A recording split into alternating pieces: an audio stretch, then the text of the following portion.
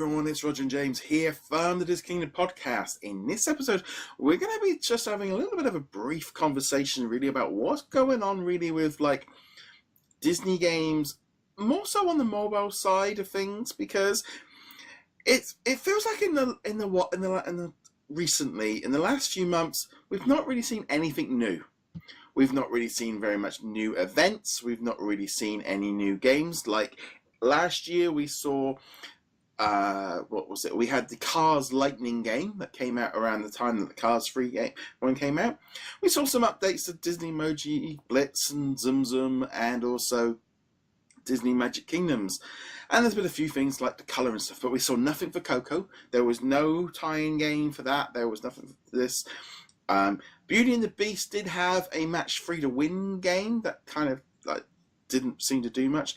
They cancelled and deleted hundreds of games off the App Store. They've just been deleting them left, right, and centre. Every day seems to be kind of closing something down that's just not making any money. And I think when the constant upgrades to the software system mean that if it's not been updated, they just turn it off. And I was sat there last night and I was thinking, we've not really had anything new. There don't seem to be a lot of... I mean, obviously, we talked about Disney Magic Kingdoms getting an event. Disney Crossy Road has only had one update in about 6 months.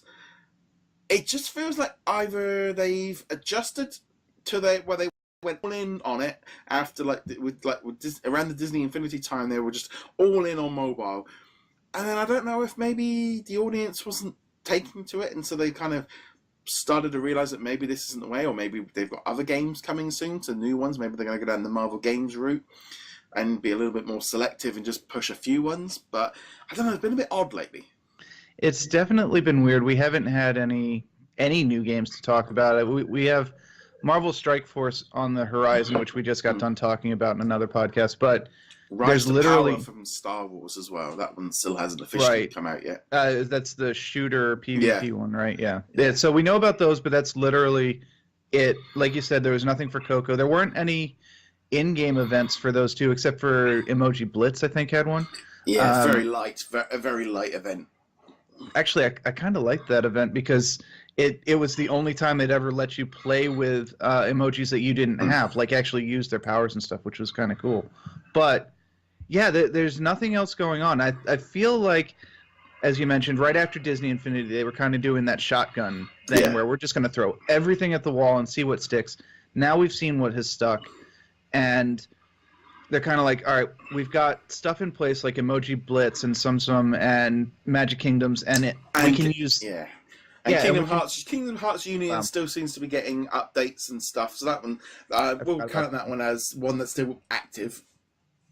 Right, and they're using these as we'll throw in small events to these titles to tie in with Coco or maybe The Incredibles 2 later this year and so on.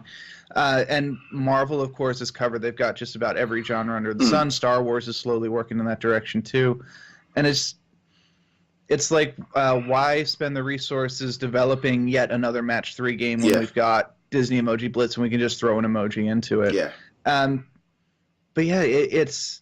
And then, I don't know, it feels like they realized that they had oversaturated the market. They would rather focus on titles that are definitively making them money. Because we can look at the sales charts and we know, we might complain about Magic Kingdom, but it's still making monay. So they'll put resources behind that. It's this odd thing, because I was like looking back at to see what news there has been. Obviously, like the last 3 weeks has been really quiet with Christmas and New Year's. It's been, it's been just a very slow period, and usually that's kind of the thing. But I was like, it's like in terms of like game news, there's been so little, very little events. It's just but this goes back way back before that, like October, September. It's been a very quiet. I mean, we had some big video games like Star Wars Battlefront and Lego, but the mobile side very much sort of dried up. And even like the Marvel one, I don't know whether or not they've just... The problem with the Marvel ones is they're constantly going, here's somebody coming to Marvel Fight, here's someone coming to Contest of Champions, here's someone coming to Avengers Academy. that's become a little bit like, yeah, that's why they need Strike Force to kind of boost everything back up again.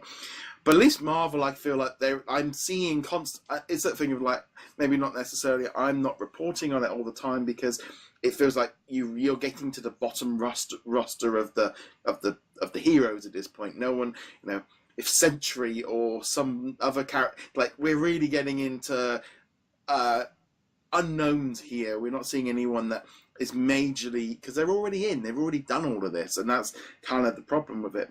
Star Wars, with everything with Battlefront, and even The Last Jedi. I know they have like Commander and there's a few other ones, and they've been doing little bits and pieces. But just as a whole, Disney feels like they've really kind of pulled back and just kind of slowed down a bit. Maybe they realize the mobile market isn't quite as beneficial as they thought it was. Right, and they also have to be very careful that they don't damage their brand. Because if they get a reputation for launching a new title every 3 months only to have that title be canceled within 4 or 5 months, looking at, say, like Avengers Alliance 2 last year, Disney Enchanted Tales, or whatever the kid version of Magic Kingdoms was, people will go, oh, another Disney title is coming out. I can't trust that it will still be active, a couple months from now. So they're not going to trust the Disney brand in the mobile market. So they have to be very careful about that. Well, this is the thing. I mean, I think, we've got like Club Penguin, that's still kind of going on. Frozen Freefall, and they've all still been sort of carrying on. Yeah, Freefall is one of those games that just will never die. It's constantly getting updates. Yeah, it's constant doing it. I mean, it's just like, I was looking here the other day, and it's like the amount of apps which they have sort of pulled the trigger on has just really been. I mean, what's it here? The retired list of Disney interactive games and apps. I mean, literally, we are now talking probably 100+ apps, and they're just adding to them all the time. They added like Disney LOL and Disney GIF, and I mean, just pulling some numbers off here, right? Doc Pop, and then they start removing them from certain devices, like Dodo Pop is not available on Windows, Kindle, or Amazon Underground, but is available on iOS. So they were like, pulled the trigger on some, but not others. There is literally like Descendants, that's now gone. Cars ones have started going. Beauty and the Beast, Storybook Deluxe.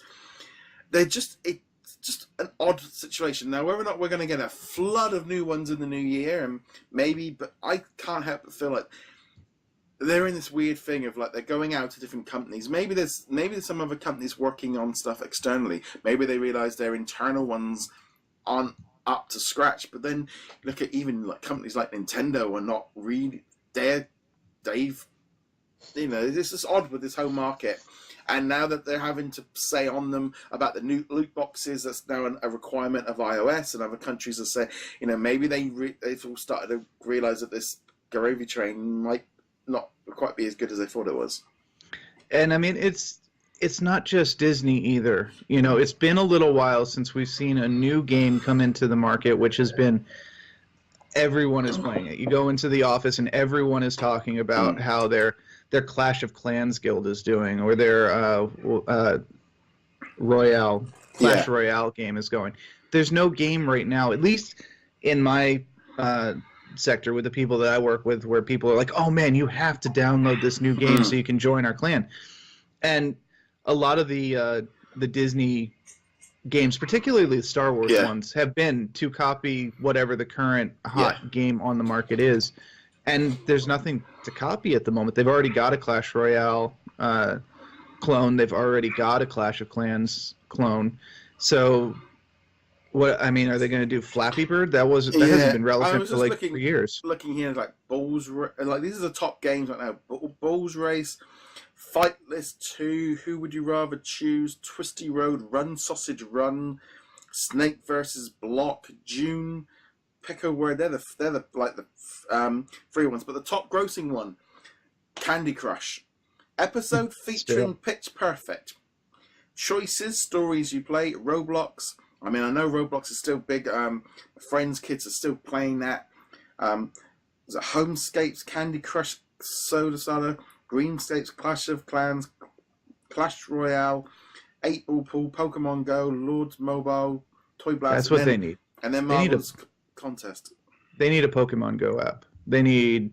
I don't know how it would work because they don't have like a collecty franchise, but they need and they need to do it better than Niantic is doing it, because I guess it's gotten much better since its launch, but man, that was a rough one.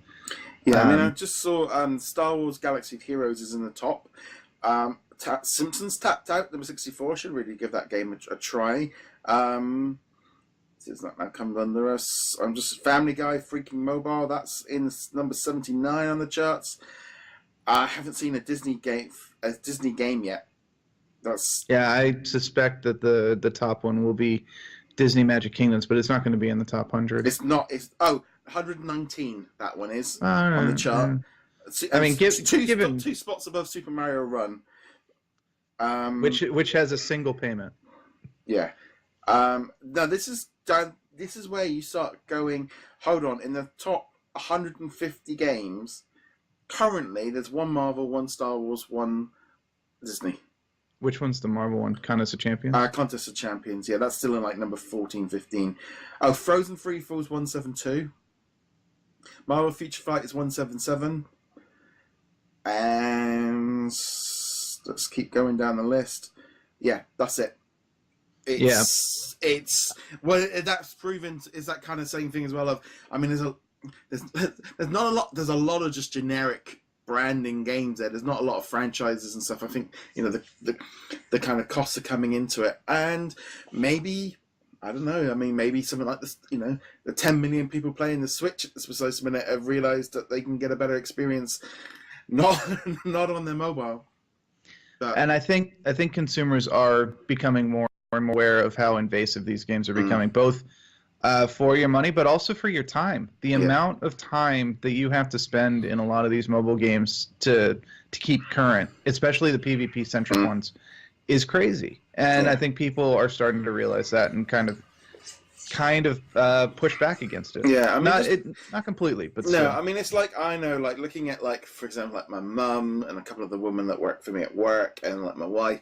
They tend to stay on games very, very for quite a long time. My wife plays some different ones, but then it's like almost like a version of Inside Out, thought bubbles, Sudoku, puzzles, things like this. It's all very kind of sort of basic kind of things.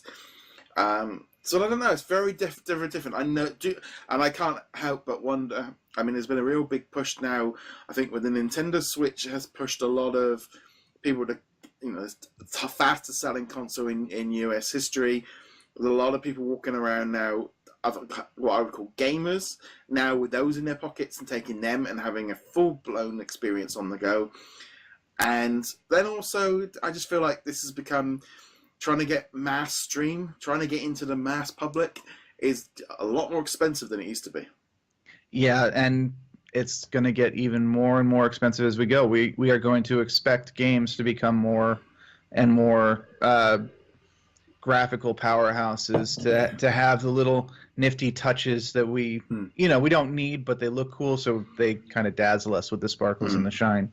But no, it's definitely interesting. It was just something I was thinking yesterday. Going, feels very. I mean, obviously this is a quiet time of the year, but.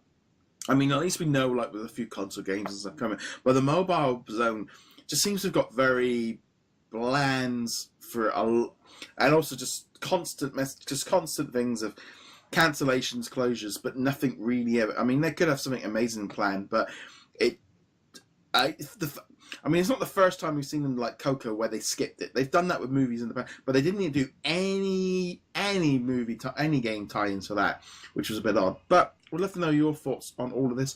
Comment below. Get in touch with us if you are listening to us on the audio platforms, which you can also subscribe. You can check us out over at DisKingdom. Be sure to favourite or like or use the RSS feeds, whichever way you want to keep up with the latest from us. And also, James, where can they find you? Find me at heroiclegacy.com. And on that note, guys, thank you very much for joining us. We'll be back soon. Later.